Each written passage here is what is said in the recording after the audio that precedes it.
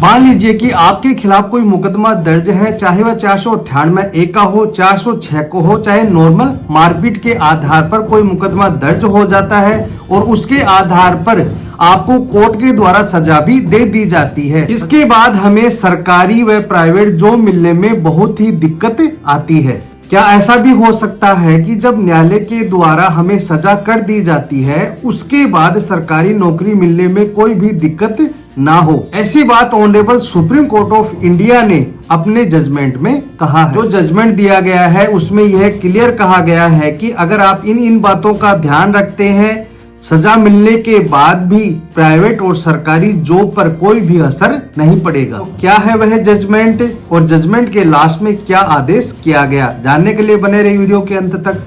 मैं मन सैनी एडवोकेट और आप देख रहे हैं मन तलल बिलो। वीडियो अच्छा लगा तो प्लीज इसे लाइक करें। अगर आप चाहते हैं कि ऐसे इंटरेस्टिंग वीडियो मैं आपके लिए बनाता रहूं तो प्लीज चैनल को सब्सक्राइब जरूर से कर ले और जो बेल आइकन है उसे ऑल पर सेट कर ले ताकि वीडियो का नोटिफिकेशन आपको मिलता रहे। आज हम बात कर रहे हैं कि सजा मिलने के बाद भी आपको सरकारी नौकरी मिलने में कोई भी दिक्कत का सामना नहीं करना पड़ेगा। वह जजमेंट है Amit Singh versus state of Rajasthan. इस मामले में अमित सिंह के ऊपर 307, 399 व 402 आईपीसी के तहत मामला दर्ज करवा दिया जाता है। साथ ही साथ आर्म्स एक्ट के सेक्शन 3/25 व 4/25 के तहत भी एफआईआर दर्ज करवा दी जाती है। एफआईआर दर्ज होने के बाद इन्वेस्टिगेशन होता है। इन्वेस्टिगेशन होने के बाद चार्जशीट न्यायालय में पेश कर दी जाती है। पूरा ट्रायल हो जाता है। पूरा ट्रायल होने के बाद आईपीसी के सेक्शन 399 और 402 के तहत साथ ही साथ आर्म्स एक्ट के तहत भी 2 वर्ष की सजा दे दी जाती है। इस सजा आदेश के खिलाफ अमित शाह जाते हैं हाईकोर्ट के पास और वहां जाकर यह प्रेयर की जाती है कि ट्रायल कोर्ट ने जो आदेश किया वह गलत किया है, इस आदेश को सेटिस्फाइड किया जाए। हाईकोर्ट उनकी बात को पार्शली मान लेती है। आईपीसी के सेक्शन 399 व 402 में जो सजा दी गई थी उसे हटा दिया जाता है और आर्म्स एक्ट में जो सजा दी गई थी उसे बरकरार रख दिया जाता है। लेकिन आपको जो सजा दी गई है वह मैक्सिमम है 2 साल की। भारत में एक कानून है प्रोबेशन ऑफ ऑफेंडर्स एक्ट 1958, उसके सेक्शन 4 के तहत हम आपको लाभ दे सकते हैं। आपका जो अपराध है, जो सजा है वह बड़ी नहीं है। आपको probation of offenders act section 4 का लाभ दिया जा सकता है। हम आपको इसका बेनिफिट दे सकते हैं, यानी अब आपको जेल में नहीं जाना पड़ेगा, लेकिन हम कन्विक्शन को नहीं हटा सकते हैं। साथ ही साथ हम सेंटेंस को भी माफ कर सकते हैं, आपको जेल में नहीं जाना पड़ेगा। जो अमित सिंह थे वह खुश हो गए और उन्हें यह लगा कि जो मुझे सजा दी गई थी अब मुझे सजा नहीं होगी, कन्विक्शन वैसा की वैसे रख दिया जाता है। लेकिन उन्हें probation of offenders act section 4 का लाभ दे दिया जाता है। इस एक्ट में यह बताया गया है कि अगर आपने कोई भी मामूली सा अपराध किया गया है और सजा भी ज्यादा नहीं है तो इस एक्ट के तहत आपको छोड़ा जा सकता है या माफ किया जा सकता है। अब जो कहानी की शुरुआत है वह यहाँ से स्टार्ट होती है।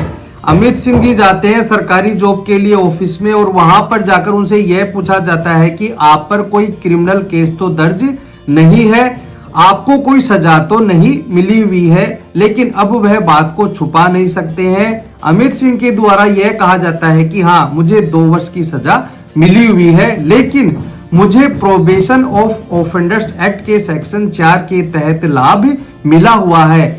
यह बात सुनकर सरकारी जॉब से उन्हें निकाल दिया जाता है। कहने का मतलब है कि जब सरकारी जॉब के लिए वह अप्लाई करते हैं तो ऑफिस के व्यक्तियों के द्वारा मना कर दिया जाता है। सरकार यह कहती है कि आज की तारीख में कोर्ट के द्वारा आपको सजा दे रखी है, इसलिए हम आपको यह जॉब नहीं दे सकते हैं। इस बात से एग्रीव्ड होकर अमित सिंह दोबारा जाते हैं ऑनरेबल हाई कोर्ट राजस्थान के पास। हाई कोर्ट में जाकर यह एप्लीकेशन लगाई जाती है कि साहब मुझे सेक्शन 4 का तो लाभ दे दिया गया है, लेकिन इस आदेश में आप यह बिल्कुल क्लियर कर दें कि जॉब या नौकरी में मुझे आगे कोई भी दिक्कत ना हो।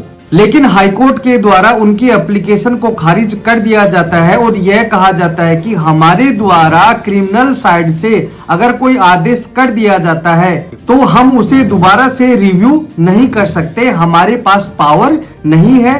यह कहते हुए अमित सिंह की एप्लीकेशन को खारिज कर दिया जाता है। इस बात से यानी इस आदेश से एग्रीड होकर जो अमित सिंह है वह जाते हैं ऑनरेबल सुप्रीम कोर्ट के पास। वहां जाकर दोनों पक्षों की बहस को सुना जाता है और सुप्रीम कोर्ट के द्वारा कानून को भी डिस्कस किया जाता है। सुप्रीम कोर्ट के द्वारा यह कहा जाता है कि अगर आपने सेक्शन 4 का लाभ दिया है तो साथ साथ में आपको प्रोबेशन ऑफेंडर्स एक्ट के सेक्शन 12 का भी ध्यान रखना होगा।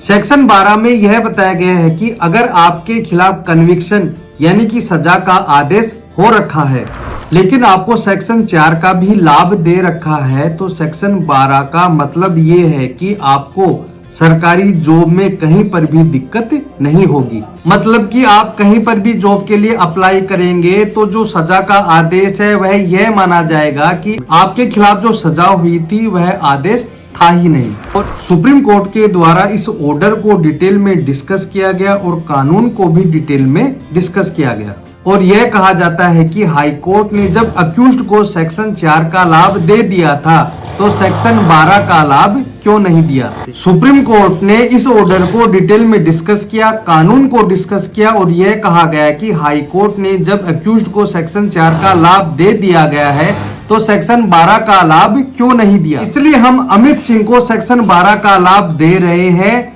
अमित सिंह को सरकारी और प्राइवेट जॉब में जो कन्विक्शन का आदेश आड़े आ रहा था, जो दिक्कत कर रहा था, वह आगे अब दिक्कत नहीं करेगा। उन्हें सरकारी और प्राइवेट जॉब मिलने में अब कोई भी दिक्कत का सामना नहीं करना पड़ेगा।